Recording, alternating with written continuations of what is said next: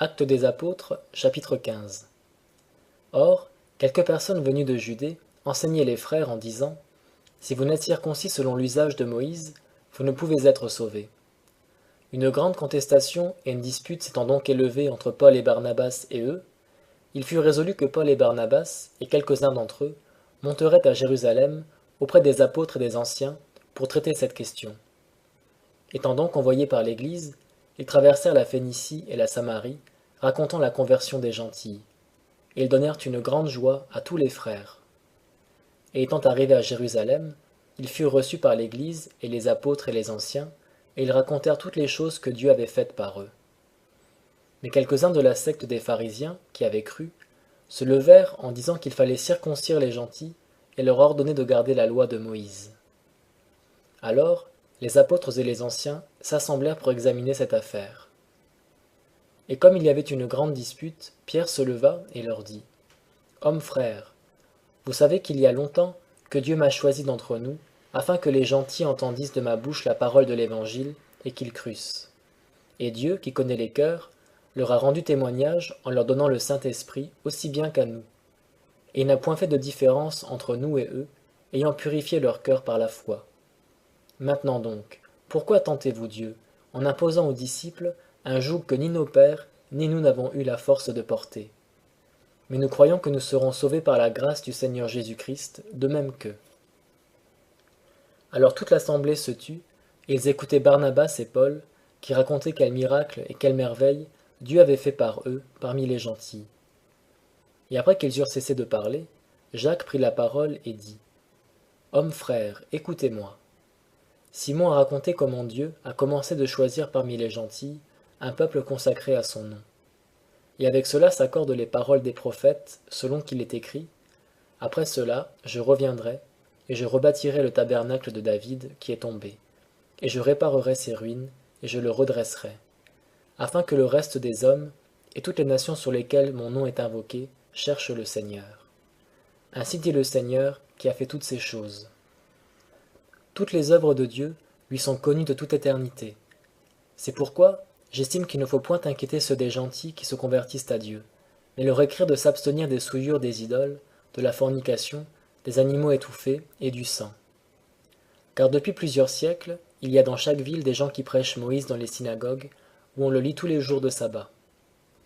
Alors, les apôtres et les anciens, avec toute l'Église, jugèrent à propos d'envoyer à Antioche des hommes choisis parmi eux, avec Paul et Barnabas, savoir Jude, surnommé Barsabas, et Silas, hommes considérés parmi les frères, en écrivant ceci par leur intermédiaire: Les apôtres, les anciens et les frères, à nos frères d'Antioche, de Syrie et de Cilicie, d'entre les gentils, salut. Comme nous avons appris que quelques personnes venues de chez nous vous ont troublés par leurs discours et ébranlent vos âmes, en disant qu'il faut être circoncis et garder la loi, ce que nous ne leur avons point ordonné, il nous a paru bon, d'un commun accord, de vous envoyer des hommes choisis, avec nos bien-aimés Barnabas et Paul, hommes qui ont exposé leur vie pour le nom de notre Seigneur Jésus-Christ. Nous vous envoyons donc Jude et Silas, qui vous annonceront de bouche les mêmes choses.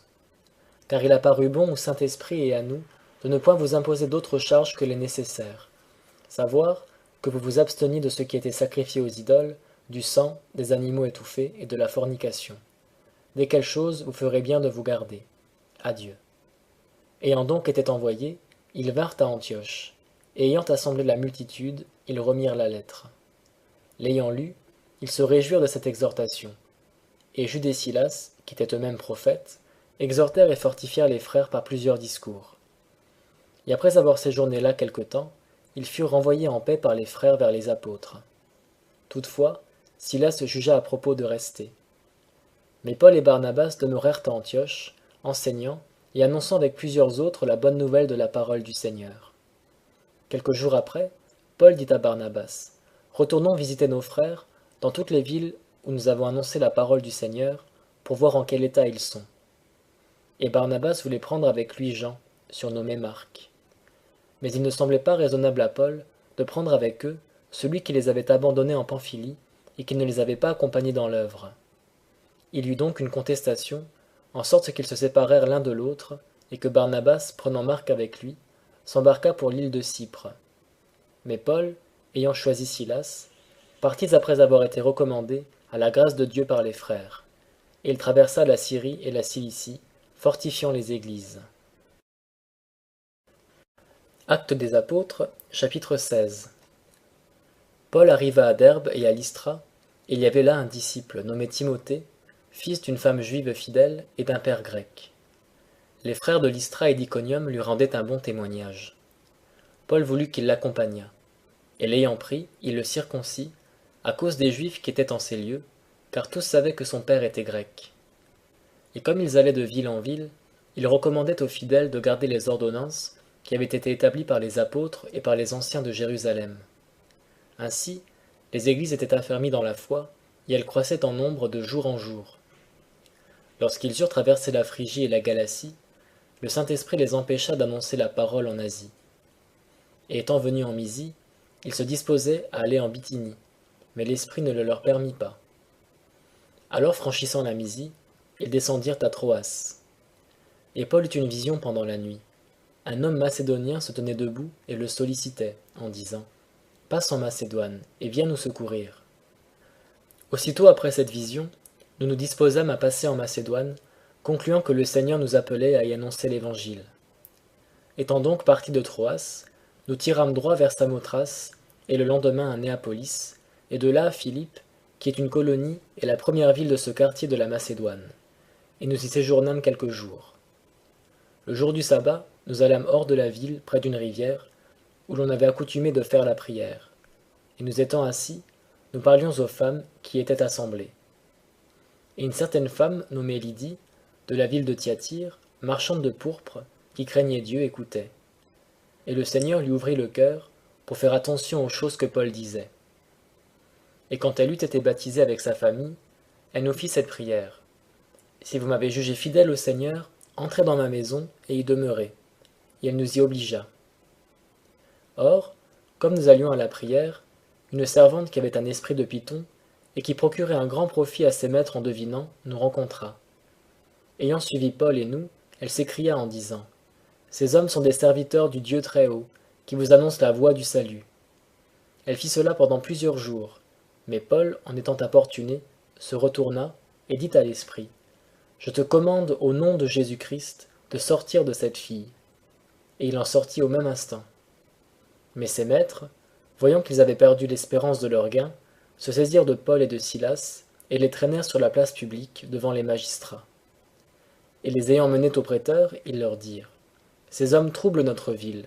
Ce sont des Juifs, et ils enseignent une manière de vivre qu'il ne nous est pas permis de recevoir, ni de suivre, à nous qui sommes Romains. » Alors la foule se souleva contre eux, et les prêteurs, ayant fait déchirer leurs vêtements, ordonnèrent qu'ils fussent battus de verges.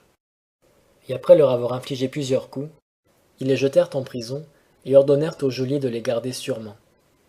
Ayant reçu cet ordre, celui-ci les jeta dans la prison intérieure et serra leurs pieds dans des entraves. Sur le minuit, Paul et Silas étant en prière, chantaient les louanges de Dieu, et les prisonniers les entendaient. Et tout d'un coup, il se fit un grand tremblement de terre, en sorte que les fondements de la prison furent ébranlés, et en même temps toutes les portes furent ouvertes, et les liens de tous furent rompus. Alors le geôlier, s'étant réveillé, et voyant les portes de la prison ouvertes, tira son épée et allait se tuer, croyant que les prisonniers s'étaient sauvés. Mais Paul d'une voix forte s'écria « Ne te fais point de mal, car nous sommes tous ici. » Alors le geôlier, ayant demandé de la lumière, entra promptement, et tout tremblant se jeta aux pieds de Paul et de Silas. Puis les menant dehors, il leur dit « Seigneur, que faut-il que je fasse pour être sauvé ?»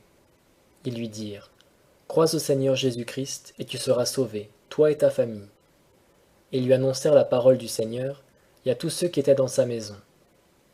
Et les ayant pris avec lui, à cette heure même de la nuit, il lava leurs plaies. Et il fut aussitôt baptisé, lui et tous les siens. Et les conduisant dans son logement, il leur servit à manger, et il se réjouit de ce qu'il avait cru en Dieu avec toute sa famille. Le jour étant venu, les prêteurs lui envoyèrent dire par les licteurs « Relâche ces hommes-là. » Aussitôt le geôlier rapporta ces paroles à Paul et lui dit « Les prêteurs ont envoyé pour vous faire relâcher. Sortez donc maintenant, et allez en paix. » Mais Paul dit aux licteurs « Après nous avoir battus de verges publiquement, sans jugement, nous qui sommes Romains, Ils nous ont mis en prison. Et maintenant ils nous font sortir en secret. Non, certes, mais qu'ils viennent eux-mêmes nous faire sortir. » Et les licteurs rapportèrent ces paroles aux prêteurs, qui eurent peur, apprenant qu'ils étaient romains. Et ils vinrent les apaiser, et les conduisant dehors, ils les prièrent de se retirer de la ville. Et eux, étant sortis de la prison, entrèrent chez Lydie. Et ayant vu les frères, ils les consolèrent, et ensuite ils partirent. Actes des Apôtres, chapitre 17. Paul et Silas, ayant passé par Amphipolis et par Apollonia, vinrent à Thessalonique, où était la synagogue des Juifs. Et Paul, selon sa coutume, entra vers eux, et pendant 3 jours de sabbat, les entretint des Écritures, démontrant et faisant voir qu'il avait fallu que le Christ souffrit, et qu'il ressuscita des morts, et disant, « Ce Christ, c'est Jésus que je vous annonce. » Et quelques-uns d'entre eux furent persuadés, et se joignirent à Paul et à Silas, avec une grande multitude de Grecs pieux, et plusieurs femmes de qualité. Mais les Juifs incrédules, émus d'envie, prirent avec eux quelques mauvais sujets sur les places publiques, et ayant excité un tumulte, ils troublèrent la ville, et se portant vers la maison de Jason, ils cherchaient Paul et Silas pour les mener devant le peuple. Mais, ne les y ayant pas trouvés, ils traînèrent Jason et quelques-uns des frères devant les magistrats de la ville, en criant, « Ces gens, qui ont troublé le monde, sont aussi venus ici. » Et Jason les a reçus chez lui, et ils sont tous rebelles aux ordonnances de César, en disant qu'il y a un autre roi, qu'il nomme Jésus. Ils émurent donc la populace, et les magistrats de la ville qui entendaient ces choses. Et, ayant reçu caution de Jason et des autres, ils les laissèrent aller. Et aussitôt les frères firent partir de nuit pour Bérée Paul et Silas, qui étant arrivés, entrèrent dans la synagogue des Juifs. Ceux-ci eurent des sentiments plus nobles que ceux de Thessalonique, et ils reçurent la parole avec beaucoup de promptitude, examinant tous les jours les Écritures, pour voir si ce qu'on leur disait était exact. Plusieurs donc d'entre eux crurent, ainsi que des femmes grecques de qualité, et des hommes en assez grand nombre. Mais, quand les Juifs de Thessalonique surent que la parole de Dieu était annoncée à Bérée par Paul, ils y vinrent et émurent le peuple. Et aussitôt les frères firent partir Paul, comme pour aller du côté de la mer. Mais Silas et Timothée demeurèrent là, à Bérée. Et ceux qui accompagnaient Paul le menèrent jusqu'à Athènes. Et après avoir reçu des ordres pour que Silas et Timothée vinssent au plus tôt vers lui, ils partirent. Pendant que Paul les attendait à Athènes, il avait le cœur outré, en voyant cette ville toute remplie d'idoles. Il s'entretenait donc dans la synagogue avec les Juifs et avec ceux qui servaient Dieu, et tous les jours sur la place publique avec ceux qui s'y rencontraient. Et quelques philosophes épicuriens et stoïciens conféraient avec lui, et les uns disaient « Que veut dire ce discoureur ?» Et les autres « Il semble qu'il annonce des divinités étrangères, car il leur annonçait la bonne nouvelle de Jésus et de la résurrection. » Et l'ayant pris, ils le menèrent à l'aéropage en disant « Pourrions-nous savoir quelle est cette nouvelle doctrine que tu annonces, car nous t'entendons dire certaines choses étranges. Nous voudrions donc savoir ce que cela peut être. » Or, tous les Athéniens et les étrangers qui demeuraient parmi eux ne s'occupaient qu'à dire et à écouter quelques nouvelles. Alors Paul, se tenant au milieu de l'aéropage, dit « Hommes athéniens, je remarque qu'en toute chose, vous êtes singulièrement religieux. Car en passant et en regardant vos divinités, j'ai trouvé même un autel sur lequel il y a cette inscription « Au Dieu inconnu ». Celui donc que vous honorez sans le connaître, c'est celui que je vous annonce. Le Dieu qui a fait le monde et toutes les choses qui y sont, étant le Seigneur du ciel et de la terre, n'habite point dans les temples bâtis de mains d'hommes. Il n'est point servi par les mains des hommes, comme s'il avait besoin de quelque chose, lui qui donne à tous la vie, la respiration et toutes choses. Et il a fait d'un seul sang toutes les races des hommes, pour habiter sur toute la face de la terre, ayant déterminé la durée précise et les bornes de leur habitation, pour chercher le Seigneur, pour voir si en le cherchant à tâtons il le trouverait, quoiqu'il ne soit pas loin de chacun de nous. Car en lui nous avons la vie, le mouvement et l'être, comme l'ont dit aussi quelques-uns de vos poètes, car de lui nous sommes aussi la race. Étant donc de la race de Dieu, nous ne devons pas croire que la divinité soit semblable à de l'or, ou à de l'argent, ou à de la pierre taillée par l'art et l'industrie des hommes. Mais Dieu, ayant laissé passer ces temps d'ignorance, annonce maintenant aux hommes que tous en tout lieu se convertissent, parce qu'il a fixé un jour où il doit juger le monde avec justice par l'homme qu'il a établi, ce dont il a donné à tous une preuve certaine en le ressuscitant des morts. Quand ils entendirent parler de résurrection des morts, les uns se moquèrent, et les autres dirent, nous t'entendrons une autre fois sur cela. Ainsi Paul sortit du milieu d'eux. Il y en eut cependant quelques-uns qui se joignirent à lui et qui crurent, entre lesquels Denis, juge de l'Aréopage, et une femme nommée Damaris, et d'autres avec eux.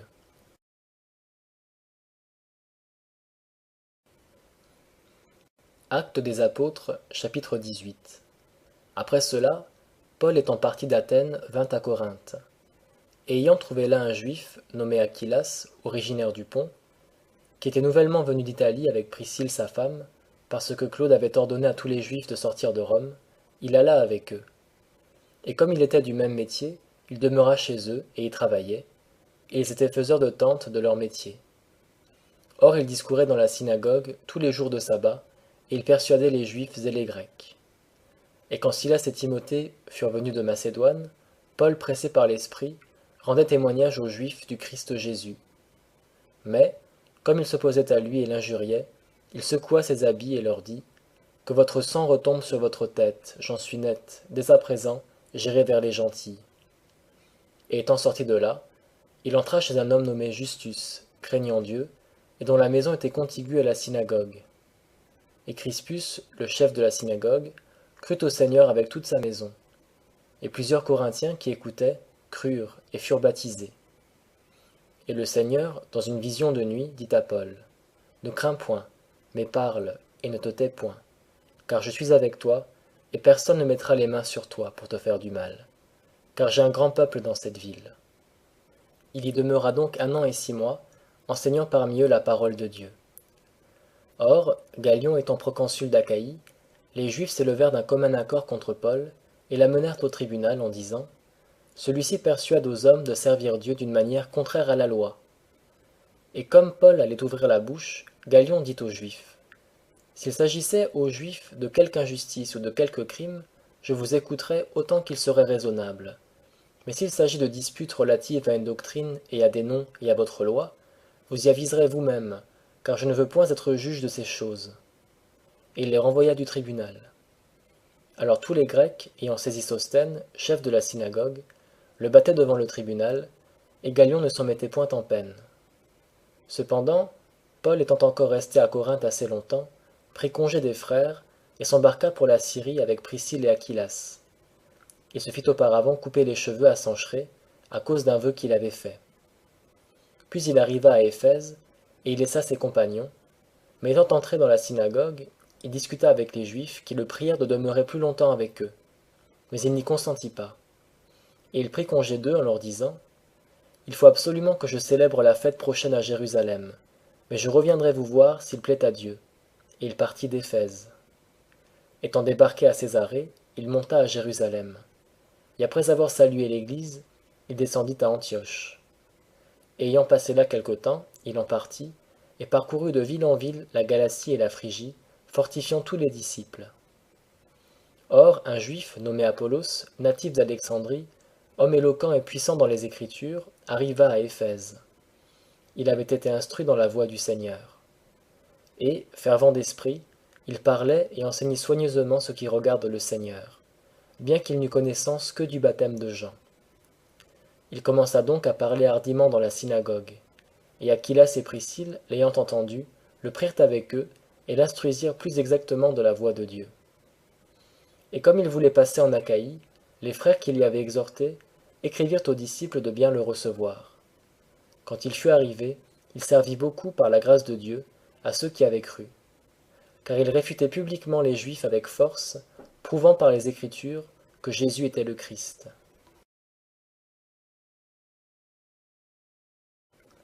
Actes des Apôtres, chapitre 19. Pendant qu'Apollos était à Corinthe, Paul, après avoir parcouru les hautes provinces de l'Asie, vint à Éphèse. Il y trouva quelques disciples et leur dit, « Avez-vous reçu le Saint-Esprit lorsque vous avez cru ?» Ils lui répondirent, « Nous n'avons pas même entendu dire qu'il y ait un Saint-Esprit. » Et il leur dit, « Quel baptême avez-vous donc reçu ?» Ils répondirent, « Le baptême de Jean. » Alors Paul dit, « Il est vrai que Jean a baptisé du baptême de la repentance, en disant au peuple de croire en celui qui venait après lui, c'est-à-dire au Christ Jésus. Ceux qu'ayant entendu, ils furent baptisés au nom du Seigneur Jésus. Et après que Paul leur eut imposé les mains, le Saint-Esprit descendit sur eux, et ils parlaient diverses langues et prophétisaient. Et ils étaient en tout environ 12 hommes. Puis, entrant dans la synagogue, il y parla avec hardiesse pendant 3 mois, discourant avec persuasion sur les choses du royaume de Dieu.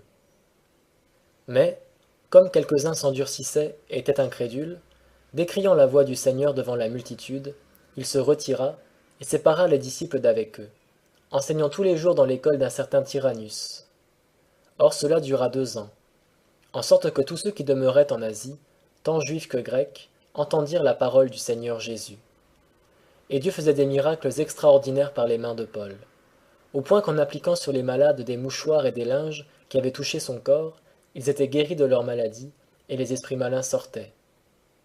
Alors quelques-uns des exorcistes juifs, qui couraient de lieu en lieu, essayèrent d'invoquer le nom du Seigneur Jésus sur ceux qui étaient possédés des esprits malins, en disant « Nous vous conjurons par Jésus, que Paul prêche. » Ceux qui faisaient cela étaient 7 fils de Sévas, juifs, l'un des principaux sacrificateurs.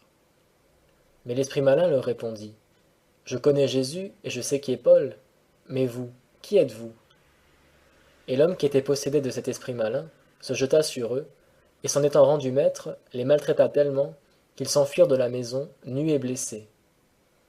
Cela fut connu de tous les Juifs et de tous les Grecs qui demeuraient à Éphèse, et ils furent tous saisis de crainte, et le nom du Seigneur Jésus était magnifié.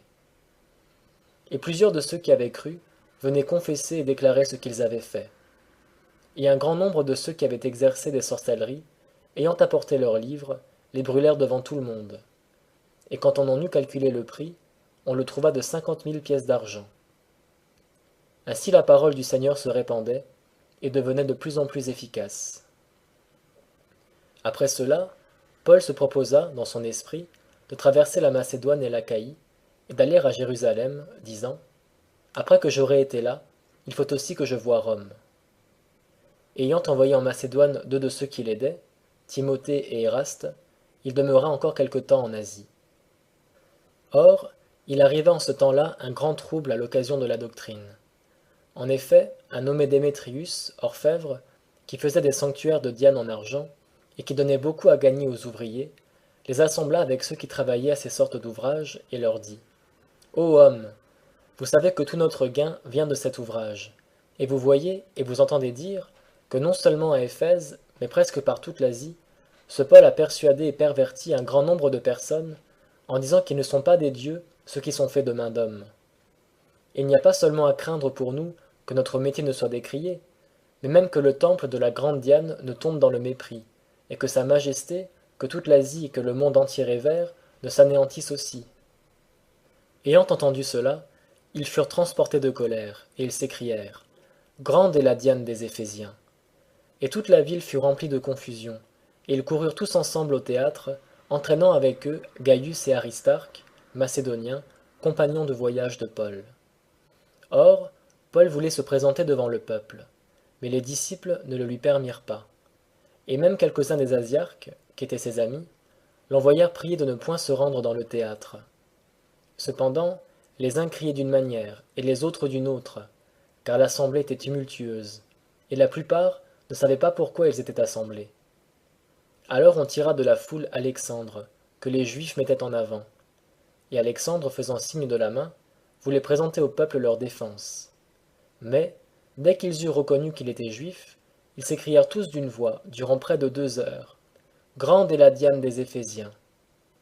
Alors le secrétaire, ayant apaisé le peuple, dit « Hommes Éphésiens, quel est donc l'homme qui ne sache que la ville des Éphésiens est la gardienne de la grande déesse Diane, et de son image descendue du ciel. Cela étant donc incontestable, vous devez vous apaiser, et ne rien faire avec précipitation, car ces gens que vous avez amenés ne sont ni sacrilèges, ni blasphémateurs de votre déesse. Que si Démétrius et les ouvriers qui sont avec lui ont quelque plainte à faire contre quelqu'un, il y a des jours d'audience et des proconsuls, qu'ils se fassent citer les uns les autres. Et si vous avez quelque autre chose à réclamer, on pourra en décider dans une assemblée légale, car nous risquons d'être accusés de sédition pour ce qui s'est passé aujourd'hui, n'ayant aucune raison pour justifier ce rassemblement. Et quand il eut dit cela, il congédia l'assemblée.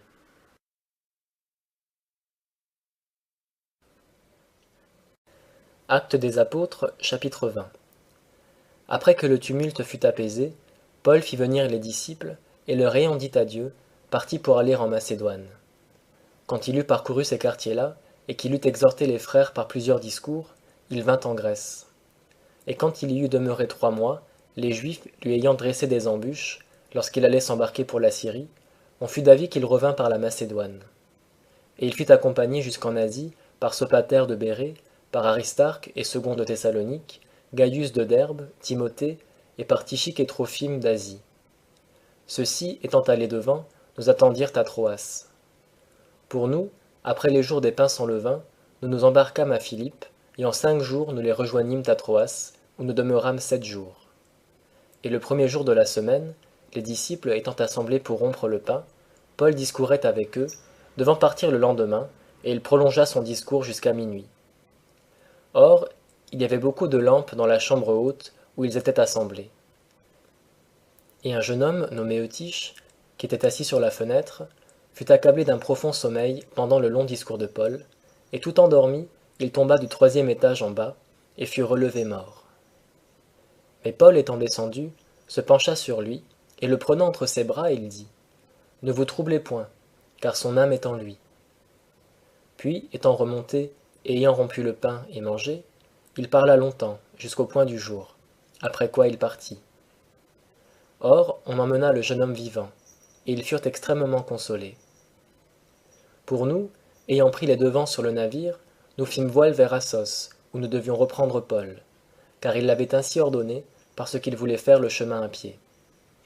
Quand donc il nous eut rejoints à Assos, nous le prîmes et nous vînmes à Mytilène.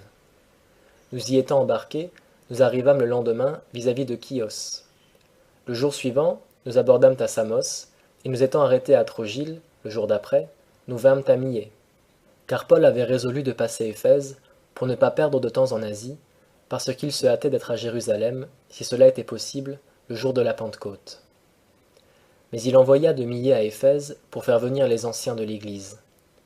Et lorsqu'ils furent venus vers lui, il leur dit : « Vous savez de quelle manière je me suis toujours conduit avec vous, depuis le premier jour que je suis entré en Asie, servant le Seigneur en toute humilité, avec beaucoup de larmes et au milieu des épreuves qui me sont survenues par les embûches des Juifs, et que je n'ai rien caché des choses qui vous étaient utiles, et n'ai pas manqué de vous les annoncer et de vous instruire en public et de maison en maison, prêchant et aux Juifs et aux Grecs la repentance envers Dieu et la foi en Jésus-Christ notre Seigneur.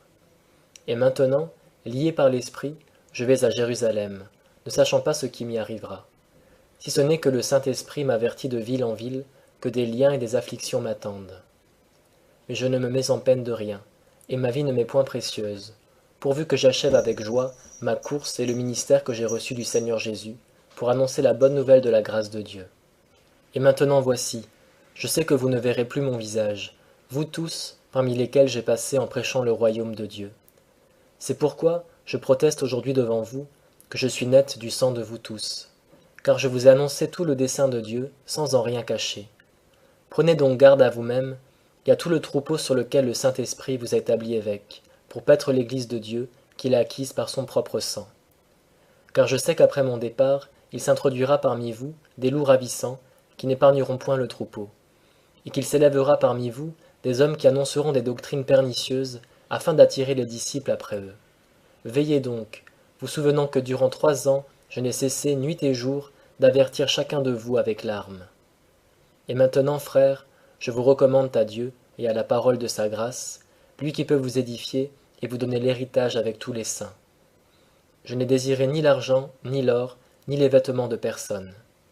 Et vous savez vous-même que ces mains ont pourvu à mes besoins et à ceux des personnes qui étaient avec moi. Je vous ai montré en toutes choses que c'est ainsi qu'en travaillant, il faut secourir les faibles et se souvenir des paroles du Seigneur Jésus, qui a dit lui-même : « Il y a plus de bonheur à donner qu'à recevoir. » Quand il eut dit cela, il se mit à genoux et pria avec eux tous. Alors tous fondirent en larmes, et se jetant au cou de Paul, ils le baisaient, affligés principalement de ce qu'il avait dit, qu'ils ne verraient plus son visage. Et ils le conduisirent jusqu'au vaisseau. Actes des Apôtres, Chapitre 21. Nous étant donc embarqués, après nous être séparés d'eux, nous vînmes droits à Cos, et le jour suivant à Rhodes, et de là à Patara. Et ayant trouvé un vaisseau qui passait en Phénicie, nous y montâmes et nous partîmes.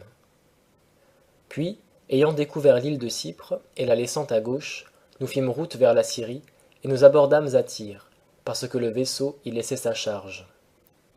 Et ayant trouvé les disciples, nous y demeurâmes 7 jours. Ils disaient par l'esprit à Paul de ne pas monter à Jérusalem. Mais ces jours étant passés, nous sortîmes pour partir, et ils nous accompagnèrent tous avec leurs femmes et leurs enfants, jusque hors de la ville. Et nous mettant à genoux sur le rivage, nous fîmes la prière. Et après nous être embrassés les uns les autres, nous montâmes sur le vaisseau, et ils retournèrent chez eux. Achevant notre navigation, de Tyr nous vînmes à Ptolémaïs, et après avoir salué les frères, nous demeurâmes un jour avec eux. Le lendemain, Paul, et nous qui étions avec lui, étant partis, nous vînmes à Césarée. Et étant entrés dans la maison de Philippe l'évangéliste, qui était l'un des 7 diacres, nous logeâmes chez lui. Il avait 4 filles vierges qui prophétisaient. Comme nous demeurâmes là plusieurs jours, un prophète, nommé Agabus, descendit de Judée. Et étant venu vers nous, il prit la ceinture de Paul, et se liant les mains et les pieds, il dit : « Le Saint-Esprit dit ceci, les Juifs lieront de même à Jérusalem l'homme auquel appartient cette ceinture, ils le livreront entre les mains des gentils. » Et quand nous eûmes entendu cela, nous et les habitants du lieu, nous priâmes Paul de ne point monter à Jérusalem. Mais Paul répondit : « Que faites-vous en pleurant et me brisant le cœur ? Car je suis prêt non seulement à être lié, mais même à mourir à Jérusalem pour le nom du Seigneur Jésus. » Ainsi, n'ayant pu le persuader, nous nous tînmes tranquilles et nous dîmes : « Que la volonté du Seigneur soit faite. » Quelques jours après, ayant fait nos préparatifs, nous montâmes à Jérusalem. Et des disciples de Césarée vinrent aussi avec nous, amenant un certain Mnasson de Cypre, ancien disciple, chez qui nous devions loger. Quand nous fûmes arrivés à Jérusalem, les frères nous reçurent avec joie. Et le lendemain, Paul vint avec nous chez Jacques, et tous les anciens s'y assemblèrent. Et après les avoir embrassés, il raconta en détail tout ce que Dieu avait fait parmi les gentils, par son ministère. Quant à eux, l'ayant entendu, ils glorifièrent le Seigneur et ils lui dirent : « Frère, tu vois combien il y a de milliers de Juifs qui ont cru, et ils sont tous zélés pour la loi. Or, ils ont été informés que tu enseignes à tous les Juifs qui sont parmi les gentils à renoncer à Moïse, en leur disant de ne pas circoncire les enfants et de ne pas se conformer aux coutumes. Que faut-il donc faire ? Certainement la multitude se rassemblera, car ils entendront dire que tu es arrivé. Fais donc ce que nous allons te dire. Nous avons 4 hommes qui ont fait un vœu. Prends-les avec toi, purifie-toi avec eux, et paye leurs dépenses, afin qu'ils puissent se faire raser la tête, et que tous sachent qu'il n'est rien de tout ce qu'ils ont entendu dire de toi, mais que tu continues à garder la loi. Quant aux gentils qui ont cru, nous avons décidé, et nous leur avons écrit, qu'ils ne devaient rien observer de semblable, mais se garder seulement de ce qui est sacrifié aux idoles, du sang, de ce qui est étouffé et de la fornication. » Alors, Paul ayant pris ces hommes, et s'étant purifié avec eux, entra dans le temple le jour suivant, déclarant la durée des jours dans lesquels la purification s'accomplirait, et quand l'offrande serait présentée pour chacun d'eux. Et comme les 7 jours allaient être accomplis, les Juifs d'Asie, l'ayant vu dans le temple, émurent toute la multitude et se saisirent de lui, en criant : « Hommes israélites, aidez-nous ! Voici l'homme qui prêche partout et devant tous contre la nation, la loi et ce lieu-ci. Il a même encore amené des Grecs dans le temple et a profané ce saint lieu. » Car ils avaient vu auparavant dans la ville avec lui Trophime d'Éphèse, et ils croyaient que Paul l'avait mené dans le temple. Et toute la ville fut émue, et il y eut un rassemblement du peuple. Et ayant saisi Paul, ils le traînèrent hors du temple, et aussitôt les portes furent fermées. Mais, comme ils cherchaient à le tuer, le bruit vint au tribun de la cohorte que tout Jérusalem était en trouble. À l'instant, il prit des soldats et des centeniers avec lui, et courut à eux. Et voyant le tribun et les soldats, ils cessèrent de battre Paul. Alors le tribun s'approcha et se saisit de lui, et commanda qu'on le liât de 2 chaînes. Puis il demanda qui il était et ce qu'il avait fait. Mais dans la foule, les uns criaient d'une manière et les autres d'une autre. Ne pouvant donc rien apprendre de certains, à cause du tumulte, il commanda qu'on le menât dans la forteresse. Et quand Paul fut sur les degrés, il dut être porté par les soldats, à cause de la violence de la populace. car une foule de peuple le suivait, en criant « Fais-le mourir !» Comme Paul était sur le point d'entrer dans la forteresse, il dit au tribun « M'est-il permis de te dire quelque chose ?» Et celui-ci répondit « Tu sais donc le grec? N'es-tu point cet Égyptien qui, ces jours passés, a excité une sédition et conduit au désert 4000 brigands ?» Paul répondit « Je suis juif de Tarse, citoyen de cette ville célèbre de Cilicie. Je t'en prie, permets-moi de parler au peuple. » Et quand il le lui eut permis, Paul, se tenant sur les degrés, fit signe de la main au peuple. Et un grand silence étant établi, il parla en langue hébraïque et dit Actes des Apôtres, chapitre 22. Hommes frères et pères, écoutez maintenant ma défense auprès de vous. Et quand ils entendirent qu'il leur parlait en langue hébraïque, ils firent encore plus de silence. Et il dit Je suis juif, né à Tarse en Cilicie, mais j'ai été élevé dans cette ville au pied de Gamaliel, et instruit avec rigueur dans la loi de nos pères, étant zélé pour Dieu, comme vous l'êtes tous aujourd'hui. J'ai persécuté à mort cette doctrine, liant et mettant dans les prisons tant les hommes que les femmes, comme le souverain sacrificateur m'en est témoin, et tout le conseil des anciens. Ayant même reçu d'eux des lettres pour les frères, j'allai à Damas, afin d'amener aussi liés à Jérusalem ceux qui y étaient, pour qu'ils fussent punis. Or, comme j'étais en chemin, et que j'approchais de Damas, vers midi environ, il arriva que tout à coup une grande lumière du ciel resplendit autour de moi. Et étant tombé par terre, j'entendis une voix qui me dit « Saul, Saul, pourquoi me persécutes-tu » Et je répondis « Qui es-tu, Seigneur ?» Et il me dit « Je suis Jésus de Nazareth que tu persécutes. » Or, ceux qui étaient avec moi virent bien la lumière, et ils en furent effrayés, mais ils n'entendirent point la voix de celui qui me parlait. Alors je dis « Seigneur, que ferai-je » Et le Seigneur me répondit « Lève-toi, va à Damas, et là on te dira tout ce que tu dois faire. » Et comme je n'y voyais point à cause de l'éclat de cette lumière, ceux qui étaient avec moi me menèrent par la main, et j'allai à Damas.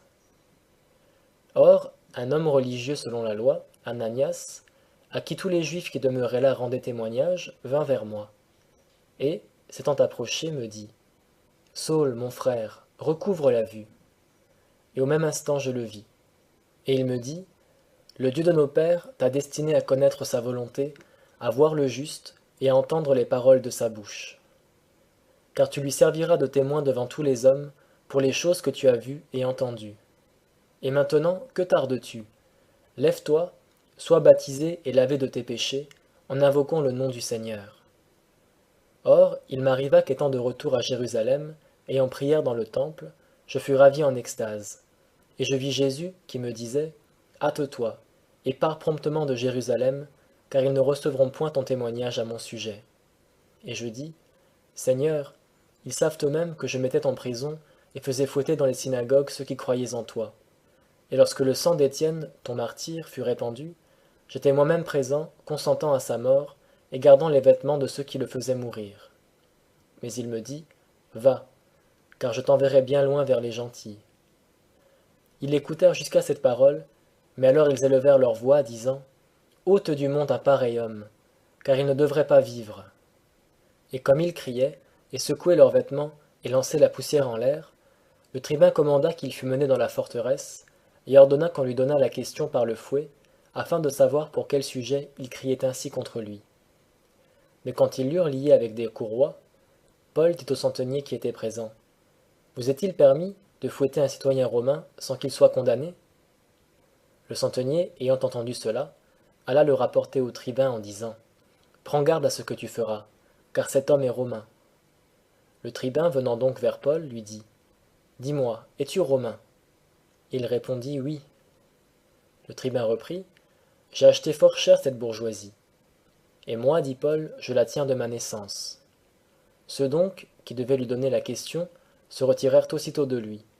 Et le tribun lui-même eut peur, voyant qu'il était romain et qu'il l'avait fait lier. Le lendemain, voulant savoir au vrai pour quel sujet il était accusé des Juifs, il le fit délier et ordonna aux principaux sacrificateurs et à tout le Sanhédrin de se réunir, puis, faisant descendre Paul, il le plaça au milieu d'eux. Actes des Apôtres, chapitre 23. Paul, les yeux arrêtés sur le Sanhédrin, dit: Mes frères, j'ai vécu jusqu'à présent devant Dieu en toute bonne conscience. Sur cela, le souverain sacrificateur Ananias commanda à ceux qui étaient près de lui de le frapper au visage. Alors Paul lui dit: Dieu te frappera, muraille blanchie, car tu es assis pour me juger selon la loi, et transgressant la loi, tu commandes qu'on me frappe. Or, ceux qui étaient présents lui dirent: Injuries-tu le souverain sacrificateur de Dieu? Paul répondit: Frère, je ne savais pas que ce fût le souverain sacrificateur, car il est écrit: Tu ne maudiras point le prince de ton peuple. Or Paul, sachant qu'une partie des juges était sadducéen et l'autre pharisien, s'écria dans le Sanhédrin: Homme frère, je suis pharisien, fils de pharisien, et mis en cause pour l'espérance et la résurrection des morts. Et quand il eut dit cela, la discorde se mit entre les pharisiens et les sadducéens, et l'assemblée fut divisée. Car les sadducéens disent qu'il n'y a ni résurrection, ni ange, ni esprit, mais les pharisiens reconnaissent l'un et l'autre. Il y eut donc une grande clameur, et les scribes du parti des pharisiens se levant, disputaient et disaient: Nous ne trouvons aucun mal en cet homme, et si un esprit ou un ange lui a parlé, ne combattons point contre Dieu. Et comme une grande dispute s'était engagée, le tribun, craignant que Paul ne fût mis en pièces par eux, commanda que les soldats descendissent pour l'enlever du milieu d'eux et le conduire dans la forteresse. La nuit suivante, le Seigneur étant venu à lui, lui dit: Paul, aie bon courage, car, comme tu as rendu témoignage à Jérusalem de ce qui me concerne, il faut aussi que tu rendes témoignage à Rome. Lorsqu'il fut jour, quelques Juifs formèrent un complot, et firent des imprécations contre eux-mêmes, en disant qu'ils ne mangeraient ni ne boiraient qu'ils n'eussent tué Paul. Ils étaient plus de 40 qui avaient fait cette conjuration. Et ils s'adressèrent aux principaux sacrificateurs et aux anciens, et leur dirent: Nous nous sommes engagés, avec des imprécations contre nous-mêmes, à ne rien manger, que nous n'ayons tué Paul. Vous donc, maintenant, avec le Sanhédrin, dites au tribun de le faire descendre demain au milieu de vous, comme si vous deviez vous informer plus exactement de son affaire. Et nous sommes prêts à le tuer avant qu'il approche. Mais le fils de la sœur de Paul, ayant entendu ce complot, vint, et étant entré dans la forteresse, en informa Paul. Et Paul, ayant appelé un des centeniers, lui dit: Mène ce jeune homme vers le tribun, car il a quelque chose à lui rapporter. Le centurion l'ayant pris, le mena vers le tribun et lui dit: Le prisonnier Paul, m'ayant appelé, m'a prié de t'amener ce jeune homme, qui a quelque chose à te dire. Et le tribun, le prenant par la main, et l'ayant tiré à part, lui demanda: Qu'as-tu à m'annoncer? Il dit: Les Juifs sont convenus de te prier de faire descendre demain Paul dans le Sanhédrin, comme s'ils voulaient s'informer plus exactement de son affaire. Mais ne te fie point à eux, car plus de 40 d'entre eux lui dressent des embûches, et se sont engagés, avec des imprécations contre eux-mêmes, à ne manger ni boire qu'il ne les tuait. Et maintenant ils sont prêts, attendant ta réponse. Le tribun renvoya le jeune homme, après lui avoir recommandé de ne dire à personne qui lui eût donné cet avis. Et ayant appelé 2 des centeniers, il leur dit: Tenez près 200 soldats, 70 cavaliers et 200 archers, pour aller jusqu'à Césarée dès la 3e heure de la nuit. Préparez aussi des montures, afin de faire monter Paul, et de le conduire en sûreté au gouverneur Félix. Il écrivit une lettre ainsi conçue: Claude Lysias, au très excellent gouverneur Félix, salut. Les Juifs s'étaient saisis de cet homme et allaient le tuer, lorsque survenant avec la garnison, je l'ai tiré de leurs mains, ayant appris qu'il était romain. Or, voulant savoir le motif pour lequel ils l'accusaient, je l'ai fait descendre dans leur Sanhédrin. Et j'ai trouvé qu'il est accusé sur des questions de leur loi, mais qui n'est chargé d'aucun crime qui mérite la mort ou la prison. Et comme on m'a dénoncé des embûches que les Juifs lui avaient dressées, je te l'ai aussitôt envoyé, en ordonnant à ses accusateurs de dire devant toi ce qu'ils ont contre lui. Adieu. Les soldats prirent donc Paul, selon l'ordre qu'ils avaient reçu, et le menèrent de nuit à Antipatris. Et le lendemain, ayant laissé les cavaliers aller avec lui, ils s'en retournèrent à la forteresse. Les cavaliers étant arrivés à Césarée, et ayant remis la lettre au gouverneur, lui présentèrent aussi Paul. Et le gouverneur l'ayant lu, demanda de quelle province était Paul. Et ayant appris qu'il était de Cilicie, il lui dit: Je t'entendrai quand tes accusateurs seront venus. Et leur donna qu'on le gardât dans le prétoire d'Hérode.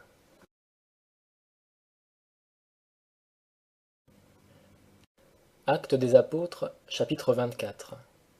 5 jours après, Ananias, le souverain sacrificateur, descendit avec des anciens et un certain orateur nommé Tertullus, qui portèrent plainte au gouverneur contre Paul. Celui-ci ayant été appelé, Tertullus commença à l'accuser en disant : Très excellent Félix, nous reconnaissons en tout et partout, et avec toutes sortes d'actions de grâce, que nous jouissons d'une grande paix, grâce à toi et aux heureux succès survenus à cette nation par ta prévoyance. Mais, pour ne pas t'arrêter plus longtemps, je te prie d'écouter dans ta bonté ce peu de paroles. Nous avons trouvé cet homme, qui est une peste, qui sème la discorde parmi tous les Juifs répandus dans le monde, et qui est le chef de la secte des Nazaréens, et qui même a tenté de profaner le temple. Nous l'avions saisi, et nous voulions le juger selon notre loi, mais le tribun Lysias étant survenu, l'a arraché de nos mains avec une grande violence, en ordonnant à ses accusateurs de venir auprès de toi. Tu pourras apprendre toi-même de lui, en l'interrogeant, toutes les choses dont nous l'accusons. Les Juifs se joignirent aussi à l'accusation, en disant que les choses étaient ainsi. Mais Paul, après que le gouverneur lui eut fait signe de parler, répondit : Sachant que tu es juge de cette nation depuis plusieurs années, je parle pour ma défense avec plus de confiance. Car tu peux savoir qu'il n'y a pas plus de 12 jours que je suis monté à Jérusalem pour adorer. Ils ne m'ont point trouvé dans le temple, disputant avec qui que ce soit, ou attroupant le peuple dans les synagogues ou dans la ville, et ils ne sauraient prouver les choses dont ils m'accusent maintenant. Toutefois, je te confesse ceci, que suivant la voie qu'ils appellent secte, je sers le Dieu de mes pères, croyant tout ce qui est écrit dans la loi et dans les prophètes, et ayant en Dieu cette espérance que la résurrection des morts, tant des justes que des injustes, qu'ils attendent aussi eux-mêmes, arrivera. C'est pourquoi je travaille à avoir toujours une conscience sans reproche devant Dieu et devant les hommes. Or, après plusieurs années, je suis venu pour faire à ma nation des aumônes et des offrandes. Et sur ces entrefaites, certains Juifs d'Asie m'ont trouvé dans le temple, purifié, sans attroupement ni tumulte. Eux-mêmes ils auraient dû comparaître devant toi et m'accuser, s'ils avaient eu quelque chose contre moi. Mais que ceux-ci même déclarent s'ils m'ont trouvé coupable de quelque chose, lorsque j'ai comparu devant le Sanhédrin, à moins que ce ne soit de cette seule parole que j'ai dite hautement au milieu d'eux. Aujourd'hui je suis mis en cause par vous, à propos de la résurrection des morts. Félix, ayant entendu cela, les ajourna, parce qu'il savait mieux à quoi s'en tenir sur ce qui concernait la doctrine. Et il dit : Quand le tribun Lysias sera descendu, j'examinerai votre affaire. Et il commanda à un centenier de garder Paul, mais de lui laisser quelque liberté, et de n'empêcher aucun des siens de le servir ou de l'approcher. Quelques jours après, Félix, étant venu avec Drusie, sa femme, qui était juive, envoya chercher Paul, et l'entendit sur la foi en Christ. Et comme Paul discourait sur la justice, la continence et le jugement à venir, Félix, effrayé, lui dit : Pour le moment retire-toi, et quand j'en trouverai l'occasion, je te rappellerai. Il espérait aussi que Paul lui donnerait de l'argent, afin qu'il le mît en liberté. C'est pourquoi il l'envoyait chercher souvent pour s'entretenir avec lui. 2 ans s'écoulèrent ainsi, et Félix eut pour successeur Porcius Festus. Et voulant faire plaisir aux Juifs, Félix laissa Paul en prison. Actes des Apôtres, chapitre 25. Festus, étant donc arrivé dans la province, monta, 3 jours après, de Césarée à Jérusalem. Et le souverain sacrificateur et les premiers d'entre les Juifs lui portèrent plainte contre Paul. Et le priant, il lui demandait contre celui-ci la faveur de le faire venir à Jérusalem, car ils avaient dressé une embûche pour le tuer en chemin. Mais Festus répondit que Paul était bien gardé à Césarée, et que lui-même devait y aller bientôt. Et il ajouta : Que les principaux d'entre vous descendent donc avec moi, et accusent cet homme s'il y a quelque chose contre lui. Festus, n'ayant demeuré parmi eux que 10 jours, descendit à Césarée. Et le lendemain, s'étant assis sur son tribunal, il commanda qu'on amenât Paul. Quand on l'eut amené, les Juifs, qui étaient descendus de Jérusalem, l'entourèrent, portant contre Paul de nombreuses et graves accusations qu'ils ne pouvaient prouver. Tandis que Paul disait pour sa défense : Je n'ai péché en rien, ni contre la loi des Juifs, ni contre le temple, ni contre César.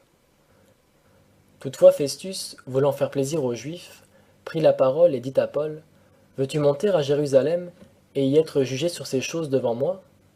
Et Paul dit : Je comparais devant le tribunal de César.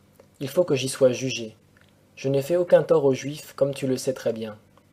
Si j'ai commis quelque injustice ou quelque crime digne de mort, je ne refuse pas de mourir. Mais s'il n'est rien des choses dont ils m'accusent, personne ne peut me livrer à eux. J'en appelle à César. Alors Festus, après en avoir conféré avec son conseil, répondit. Tu en as appelé à César, tu iras à César. Quelques jours après, le roi Agrippa et Bérénice vinrent à Césarée pour saluer Festus. Et comme ils y demeurèrent plusieurs jours, Festus informa le roi de l'affaire de Paul en disant Félix a laissé prisonnier un homme contre lequel les principaux sacrificateurs et les anciens des Juifs ont porté plainte lorsque j'étais à Jérusalem, demandant sa condamnation. Je leur ai répondu que ce n'est pas la coutume des Romains de livrer un homme à la mort avant que l'accusé ait eu ses accusateurs en face et qu'il ait eu la liberté de se défendre de son accusation. Après donc qu'ils se sont réunis ici, je me suis assis sans prendre aucun délai, dès le lendemain, sur le tribunal, et je commandai qu'on amenât cet homme. Les accusateurs s'étant présentés, n'ont porté contre lui aucune des accusations que je présumais. Mais ils ont eu avec lui certaines disputes touchant leur religion particulière, et sur un certain Jésus mort que Paul assurait être vivant. Pour moi, comme j'étais embarrassé sur cela, je lui demandai s'il voulait aller à Jérusalem et y être jugé sur ces choses. Mais Paul, en ayant appelé, pour que sa cause fût réservée à la connaissance de l'empereur, j'ai ordonné qu'on le gardât jusqu'à ce que je l'envoyasse à César. Alors Agrippa dit à Festus, je voudrais moi aussi entendre cet homme. Demain, dit Festus, tu l'entendras. Le lendemain donc, Agrippa et Bérénice vinrent avec une grande pompe, et étant entrés dans le lieu de l'audience, avec les tribuns et les principaux de la ville, Paul fut amené par l'ordre de Festus. Alors Festus dit, Roi Agrippa, et vous tous qui êtes présents avec nous, vous voyez l'homme contre lequel toute la multitude des Juifs m'est venue solliciter, tant à Jérusalem qu'ici, en s'écriant qu'il ne devait plus vivre. Ayant reconnu cependant qu'il n'a rien fait qui soit digne de mort, et lui-même en ayant appelé à l'empereur, j'ai résolu de l'y envoyer. Je n'ai rien de certain à écrire à l'empereur à son sujet. C'est pourquoi je l'ai fait venir en votre présence, et principalement devant toi, roi Agrippa, afin que lorsqu'il aura été examiné, j'ai quelque chose à écrire. Car il ne me semble pas raisonnable d'envoyer un prisonnier, sans indiquer de quoi on l'accuse.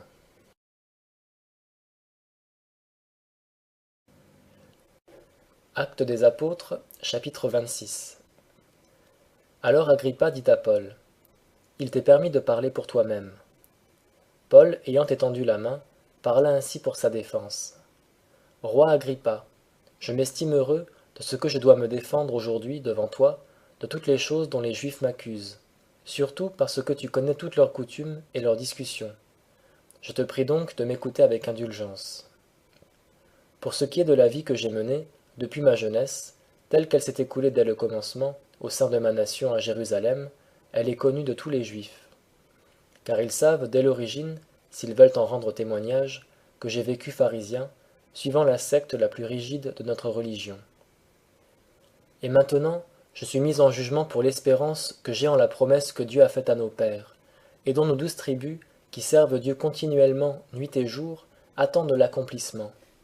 C'est pour cette espérance, roi Agrippa, que je suis accusé par les Juifs. Quoi?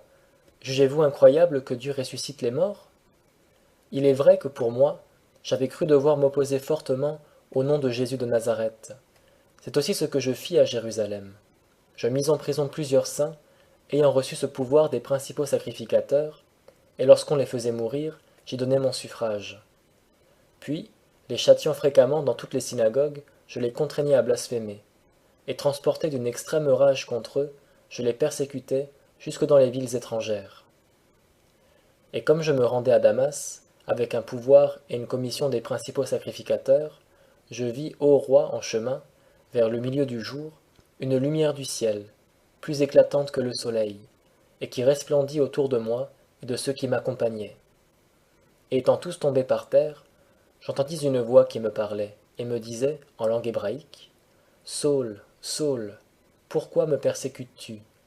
Il te serait dur de regimber contre les aiguillons. » Alors je dis, « Qui es-tu, Seigneur ?» Et il me répondit, « Je suis Jésus, que tu persécutes. Mais lève-toi et te tiens sur tes pieds, car je te suis apparu pour t'établir ministre et témoin, tant des choses que tu as vues, que de celles pour lesquelles je t'apparaîtrai encore.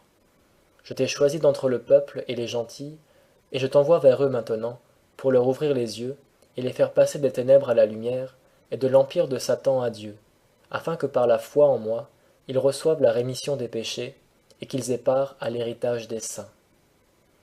C'est pourquoi, roi Agrippa, je n'ai point résisté à la vision céleste, mais j'ai prêché premièrement à ceux de Damas, et puis à Jérusalem, et dans toute la Judée, et aux gentils, de se repentir, et de se convertir à Dieu, en faisant des œuvres dignes de la repentance.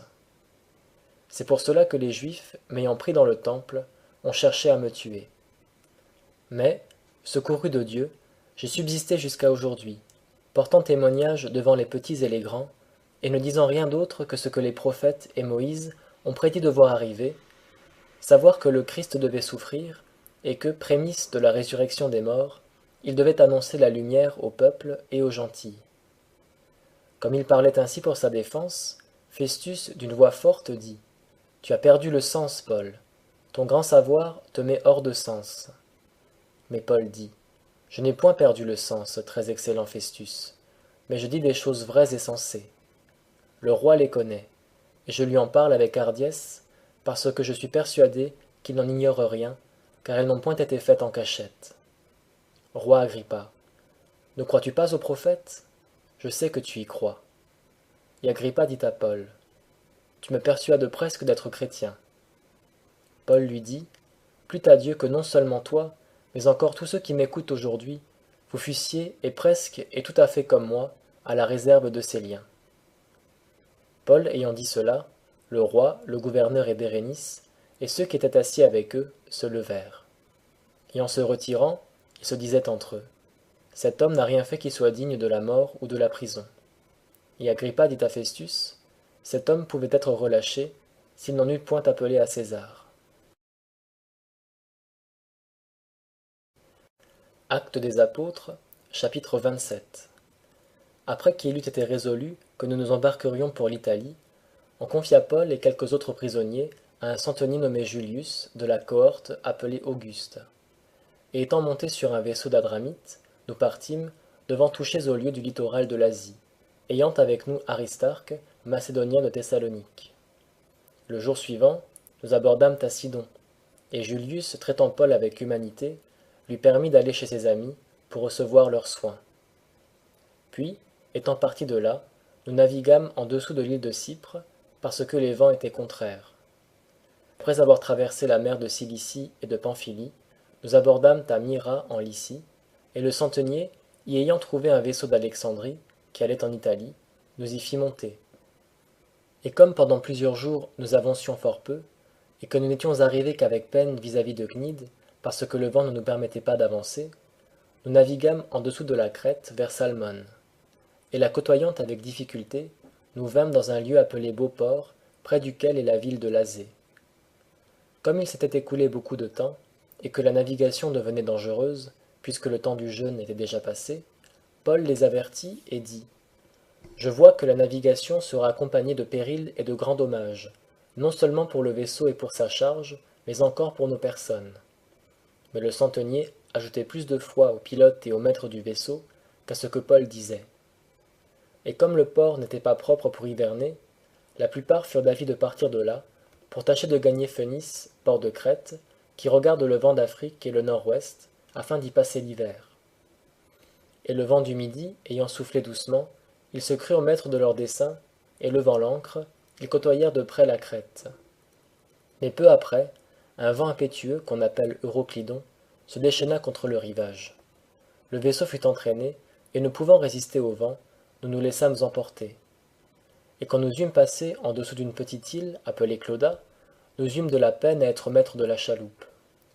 L'ayant retirée, les matelots firent usage de secours en liant le vaisseau avec des câbles. Et craignant d'échouer sur la Syrte, ils abaissèrent le mât, et ils étaient emportés ainsi.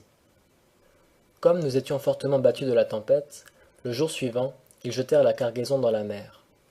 Et le troisième jour, nous jetâmes de nos propres mains les agrès du vaisseau. Et comme pendant plusieurs jours, ni le soleil ni les étoiles ne parurent, et que nous étions en butte à une forte tempête, nous perdîmes tout espoir de nous sauver. Or il y avait longtemps qu'on avait mangé. Alors Paul, se levant au milieu d'eux, leur dit, Ô hommes, il fallait donc me croire, et ne pas partir de Crète, pour éviter cette détresse et ce dommage. Je vous exhorte maintenant à prendre courage, car aucun de vous ne perdra la vie, le vaisseau seul périra. Car un ange du Dieu, à qui je suis et que je sers, m'est apparu cette nuit, et m'a dit, Paul, ne crains point, il faut que tu comparaisses devant César. Et voici, Dieu t'a donné tous ceux qui naviguent avec toi. C'est pourquoi, ô homme, prenez courage, car j'ai cette confiance en Dieu, qu'il en arrivera comme il m'a été dit, mais il faut que nous échouions sur quelque île. Comme la 14e nuit était venue, et que nous étions portés çà et là dans l'Adriatique, les matelots, vers minuit, estimèrent qu'ils approchaient de quelque terre. Ayant jeté la sonde, ils trouvèrent 20 brasses. À quelque distance de là, ayant jeté la sonde de nouveau, ils trouvèrent 15 brasses. Et craignant d'échouer contre des écueils, ils jetèrent 4 ancres de la poupe, et ils désiraient que le jour vînt. Et comme les matelots cherchaient à se sauver du vaisseau, et qu'ils avaient descendu la chaloupe à la mer, sous prétexte de jeter les ancres de la proue, Paul dit aux centeniers et aux soldats, S'ils ne demeurent dans le vaisseau, vous ne pouvez être sauvés. Alors les soldats coupèrent les cordes de la chaloupe et la laissèrent tomber. Et en attendant que le jour vînt, Paul les exhorta tous à prendre de la nourriture en disant, C'est aujourd'hui le 14e jour que, en attendant, vous êtes sans manger et vous n'avez rien pris. Je vous exhorte donc à prendre de la nourriture, car cela importe à votre conservation, et il ne tombera pas un cheveu de la tête d'aucun de vous. Ayant dit cela, il prit du pain, et rendit grâces à Dieu en présence de tous. Et l'ayant rompu, il se mit à manger. Tous alors, ayant pris courage, mangèrent aussi. Or, nous étions en tout, dans le vaisseau, 276 personnes. Et quand ils eurent mangé suffisamment, ils allégèrent le vaisseau en jetant le blé à la mer. Et le jour étant venu, ils ne reconnaissaient point la terre. Mais, ayant aperçu un golfe qui avait une plage, ils résolurent d'y faire échouer le vaisseau, s'ils le pouvaient. Ayant donc coupé les ancres, ils les laissèrent dans la mer, lâchant en même temps les attaches des gouvernails. Ayant mis au vent la voile de l'artimon, ils se dirigeaient vers le rivage. Et rencontrant un endroit qui avait la mer des deux côtés, le vaisseau y échoua, et la proue engagée avec force demeurait immobile, mais la poupe se rompait par la violence des vagues. Alors les soldats furent d'avis de tuer les prisonniers, de peur que quelqu'un d'eux ne se sauvât à la nage. Mais le centenier, voulant sauver Paul, les détourna de ce dessein, et ordonna à tous ceux qui savaient nager de se jeter à l'eau les premiers, et de se sauver à terre, et aux autres de se mettre les uns sur des planches, les autres sur quelques pièces du vaisseau. Il arriva ainsi que tous se sauvèrent à terre. Actes des Apôtres, chapitre 28. Après s'être sauvés, ils reconnurent que l'île s'appelait Malte. Et les barbares nous traitaient avec une humanité peu commune, car ils allumèrent du feu, et ils nous recueillirent tous à cause de la pluie qui tombait et du froid. Or, Paul ayant ramassé un faisceau de broussailles, et l'ayant mis au feu, une vipère en sortit à cause de la chaleur, et s'attacha à sa main. Et quand les barbares virent cette bête qui pendait à sa main, ils se dirent les uns aux autres, Assurément, cet homme est un meurtrier, puisque, après qu'il a été sauvé de la mer, la justice ne permet pas qu'il vive. Mais lui, ayant secoué la vipère dans le feu, n'en reçut aucun mal. Les barbares s'attendaient à ce qu'il enflerait, ou qu'il tomberait mort subitement. Mais, ayant beaucoup attendu, et voyant qu'il ne lui arrivait rien d'extraordinaire, ils changèrent de sentiment, et dirent que c'était un dieu. Or, il y avait dans ce lieu les terres du plus considérable de l'île, d'un nommé Publius, qui nous reçut et nous logea avec bienveillance durant 3 jours. Et il se rencontra que le père de Publius était au lit, malade de la fièvre et de la dysenterie. Paul entra chez lui, et ayant prié, il lui imposa les mains, et le guérit. Cela étant arrivé, tous ceux de l'île qui étaient malades vinrent à lui, et furent guéris. On nous fit aussi de grands honneurs, et, à notre départ, on nous pourvut de ce qui nous était nécessaire. 3 mois après, nous nous embarquâmes sur un vaisseau d'Alexandrie, qui avait passé l'hiver dans l'île, et qui portait pour enseigne les Dioscures. Ayant abordé à Syracuse, nous y demeurâmes 3 jours. De là, en côtoyant la Sicile, nous arrivâmes à Rhegium. Et un jour après, le vent du midi s'étant levé, nous vînmes en 2 jours à Pouzole. Nous y trouvâmes des frères qui nous prièrent de demeurer avec eux 7 jours, et nous allâmes ainsi à Rome. Et les frères, y ayant entendu parler de nous, vinrent à notre rencontre jusqu'au forum d'Appius et aux 3 tavernes. Et Paul, les voyant, rendit grâces à Dieu et prit courage. Quand nous fûmes arrivés à Rome, le centenier livra les prisonniers au préfet du prétoire. Mais il fut permis à Paul de demeurer en son particulier, avec un soldat qui le gardait. 3 jours après, Paul assembla les principaux des Juifs, et quand ils furent réunis, il leur dit : « Hommes frères, quoique je n'ai rien fait contre le peuple, ni contre les coutumes de nos pères, j'ai été emprisonné à Jérusalem et mis entre les mains des Romains, qui après m'avoir examiné, voulaient me relâcher, parce que je n'ai rien fait qui mérite la mort. Mais les Juifs s'y opposant, j'étais contraint d'en appeler à César, sans que j'aie pourtant lieu d'accuser ma nation. C'est pour ce sujet donc que j'ai demandé à vous voir et à vous parler, car c'est à cause de l'espérance d'Israël que je suis lié de cette chaîne. » Et ils lui répondirent : « Nous n'avons point reçu de lettre de Judée à ton sujet, et il n'est venu aucun frère qui ait rapporté ou dit du mal de toi. Néanmoins, nous désirons apprendre de toi quels sont tes sentiments, car pour cette secte, nous savons qu'on s'y oppose partout. » Lui ayant assigné un jour, ils vinrent en plus grand nombre chez lui, à l'hôtellerie, et depuis le matin jusqu'au soir, il leur annonçait le royaume de Dieu, en rendant témoignage et les persuadant, par la loi de Moïse et par les prophètes, de ce qui regarde Jésus. Les uns furent persuadés de ce qu'il disait, mais les autres ne crurent point. Et comme ils n'étaient pas d'accord entre eux, ils se retirèrent, après que Paul leur eut dit cette parole. Le Saint-Esprit a bien parlé à nos pères par Ésaïe le prophète, lorsqu'il a dit : « Va vers ce peuple et dis-lui : vous entendrez de vos oreilles, et vous ne comprendrez point. Et en voyant, vous verrez, et ne discernerez point. Car le cœur de ce peuple est endurci, ils ont entendu dur de leurs oreilles, et ils ont fermé leurs yeux, de peur qu'ils ne voient de leurs yeux, qu'ils n'entendent de leurs oreilles, qu'ils ne comprennent de leur cœur, qu'ils ne se convertissent, et que je ne les guérisse. Sachez donc que le salut de Dieu est envoyé aux gentils, et qu'ils l'écouteront. » Et quand il eut dit cela, les Juifs s'en allèrent, ayant une grande contestation entre eux.